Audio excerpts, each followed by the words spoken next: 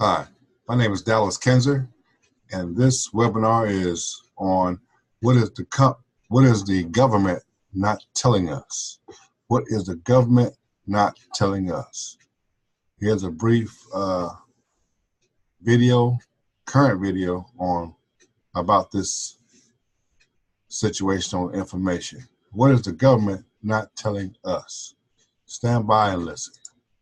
Truth Unveiled here, and today I have a critical report to share with you. We're going to be talking about the partial government shutdown, and I'm going to be telling you the truth about this and what your mainstream is not telling you. Now, we're also going to be taking a look at the timing of this, and we're going to be paying more attention to all of the timing of this and how this is coinciding with other major events that you probably did not know.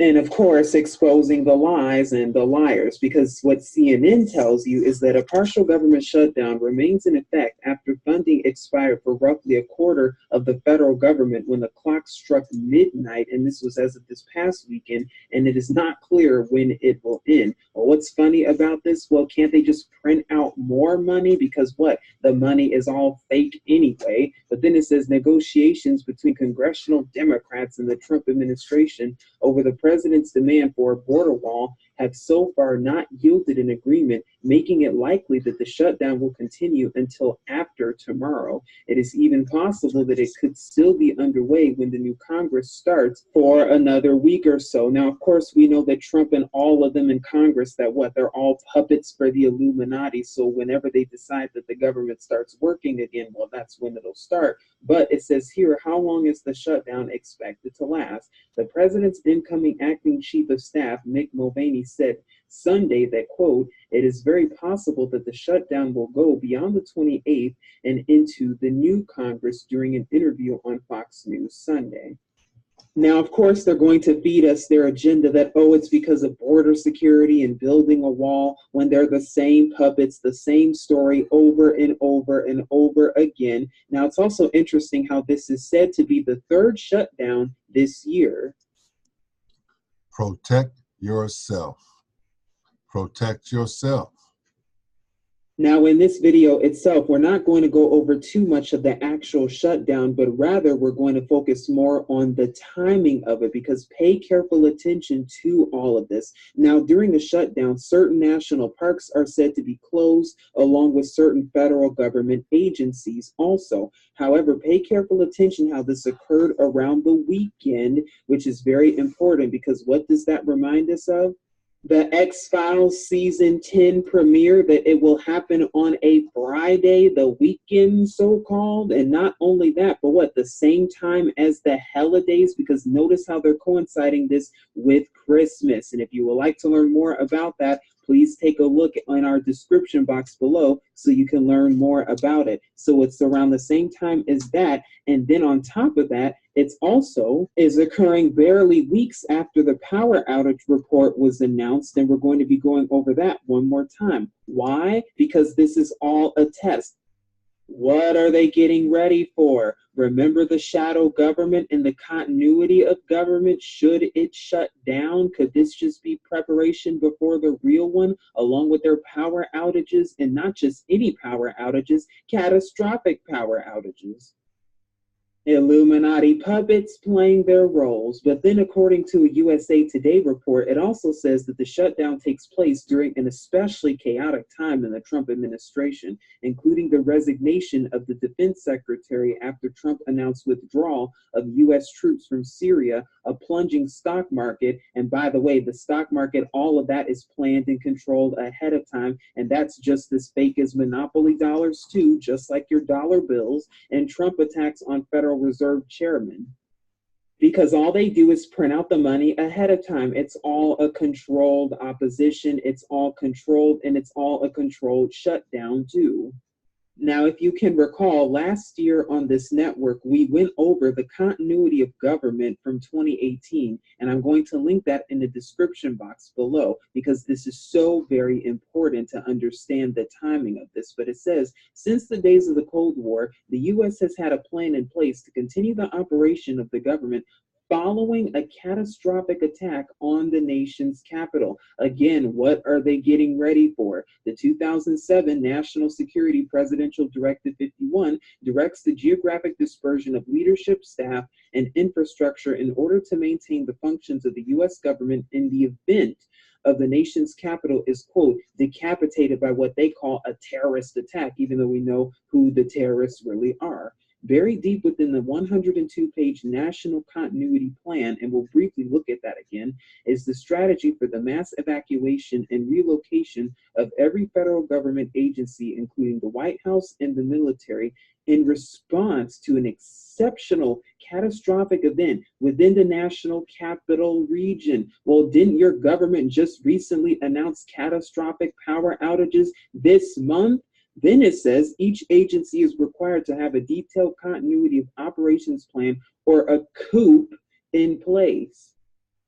Then it goes on to talk about the shadow government. Now, in our video from last year, we also talked about the shadow government, and we even linked the New York Times report from 1994 and also video footage also, where a CNN report covered the same thing. If you would like to see that in detail, please click on the video that's linked in the description box. But this says right here, following a catastrophic national emergency, the president or successor can authorize the establishment of a temporary, quote, shadow government to maintain control of the essential functions of the federal government. President Bush activated the shadow government on 9/11, shortly after the second attack on the World Trade Center. When? Based on what? Controlled opposition. Based on what? The enemy within. Because who really pulled 9/11?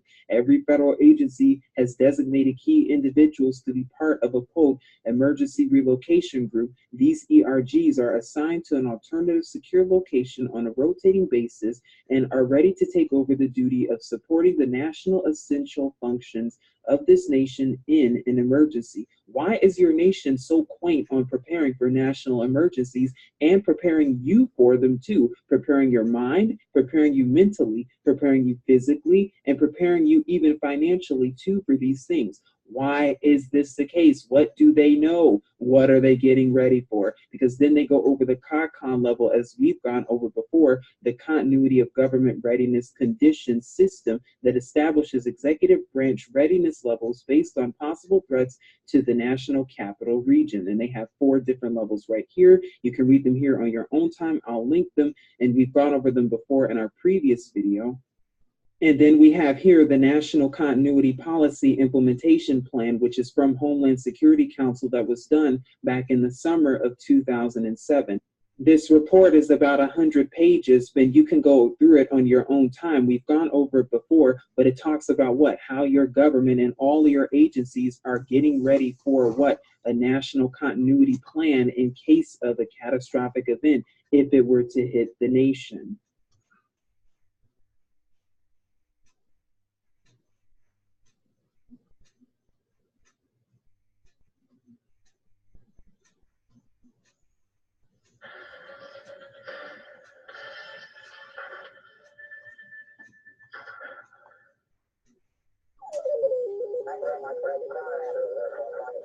In the United States of America, there is a hidden government about which you know nothing.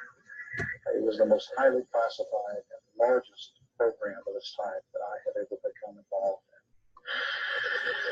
In the United States federal government, there is a super secret agency which controls this shadow government. Its name is so secret, it has never been made public before this broadcast. The federal agency directing the hidden government is so classified that most of the United States elected officials are unaware of its existence. If you go to members of Congress, if you go to key staffers on armed services or the intelligence committees,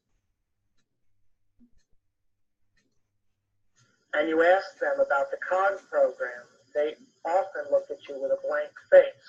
Within the hidden government, there is a secret plan which could make an unelected official outside the legal line of succession President of the United States.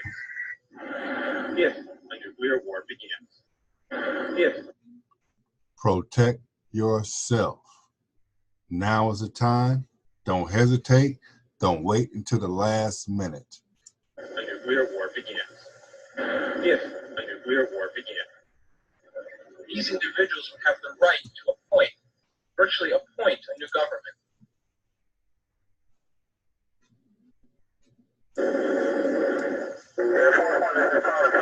You're not going to come to the White House, though, right? Is anything crucial? I don't think it's one way or the other. This is all that you might ever see of some of the United States' most secret, most expensive, and most important government programs.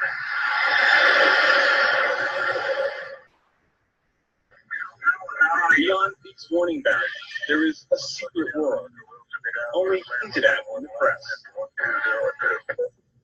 A world of spy satellites, giant eavesdropping antennas, secret weapons programs. Yet further beyond the government's barrier, there is an even more hidden world. A world of secret programs, about which virtually nothing is publicly known. They're called Special Access, or Black Program, because no light is allowed to shine in and reveal them to the world. I wasn't even going. All this is happening because of one thing. That weak dollar, which used to be 100% backed by gold, that is now no longer worth the paper that it's printed on. Continue to see and listen.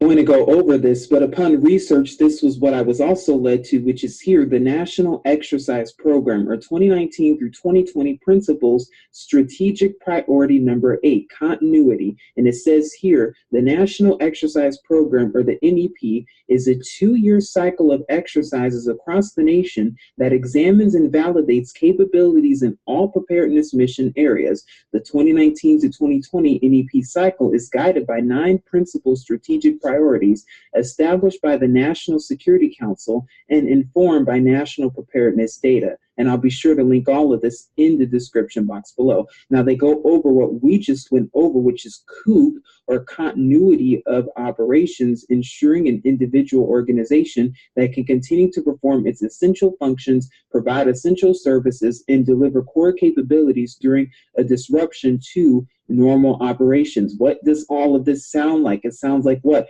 Getting ready for martial law is what it sounds like. Now, if you would like to read this, you can on your own time. However, one thing I found very interesting and suspicious indeed about this report is right here is some of the major challenges where they say an analysis of 15 real-world and exercise after-action reports revealed common challenges, and one of them was this one: establishing plans for public messaging before, during, and after a catastrophic event to avoid confusion among the media and the general public. Remember when your president issued that national test for over 225 million mobile phones across the nation? Remember that?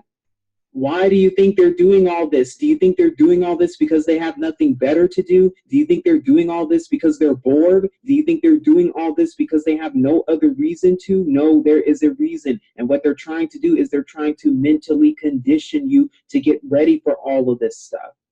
Because they want you to get used to all this, just like how they want you to get used to the idea of them preparing for a catastrophic power outage, which according to them will affect tens of millions, if not up to 75 million. That's more than a quarter of the population of America, just about. And this was from a quarterly business meeting as of when? December 2018. And then barely a week later, they announced this planned staged strategic partial government shutdown. That doesn't sound like a surprise or a coincidence, because this was done by the President's National Infrastructure Advisory Council. Now, here is the actual report. It's 94 pages long, and it says, surviving a catastrophic power outage, how to strengthen the capabilities of the nation. That was released as of when? This month in December of 2018. Now, if you would like to learn more, you can watch our video that was done last week on this, where we go into more detail of this report and talk about it, along with all of the government organizations involved and also the real plans and purposes behind this. And then once again, barely a week later, they just so happened to announce the partial government shutdown around the same time as the holidays. Then we went over the FEMA strategic plan, which was a 5-year plan by FEMA from 2018 through 2022, which provides a framework for supporting the U.S. before, during, and after disasters and improving the agency's execution of its fundamental mission of what they call helping people. Please, they're doing the exact opposite of that. And on this network, we've reported how many times of their different plans, of their different emergency drills, such as Gotham Shield and etc. And their 3 goals is build a culture of preparedness. Once again, they want you to be ready for this. They want you to be mentally ready for all of this stuff when it happens so that you're already conditioned. Then the second one is what? Ready the nation for catastrophic disasters. And then the third one is reduce the complexity of FEMA. Again, the question is, what are they really getting ready for? Please seek Yahuwah and his true son Yahusha, because again, this is not a surprise or a coincidence. Everything that your government is doing, it's already been prepared. It's already been planned ahead of time, but you're prepared also. This is Truth Unveiled here, saying as always, Shalom.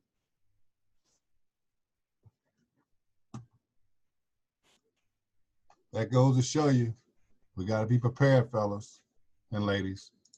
We definitely have to be prepared. We most definitely have to be prepared. Now, what am I saying? Protect yourself. Get your gold. Get your cryptocurrency. Whatever it takes to protect you and your family. Okay? Listen, there's a link somewhere on this page, up or below this this webinar. Okay? Take heed. Get your free account. It doesn't cost you a dime. Get your free account. You do not have to show your or give your social security number or any of that stuff. Your crucial information you don't have to give. Okay, but get your free account and start acquiring your gold and cryptocurrency today. Okay? Until next time, I'll see you on the top. Okay?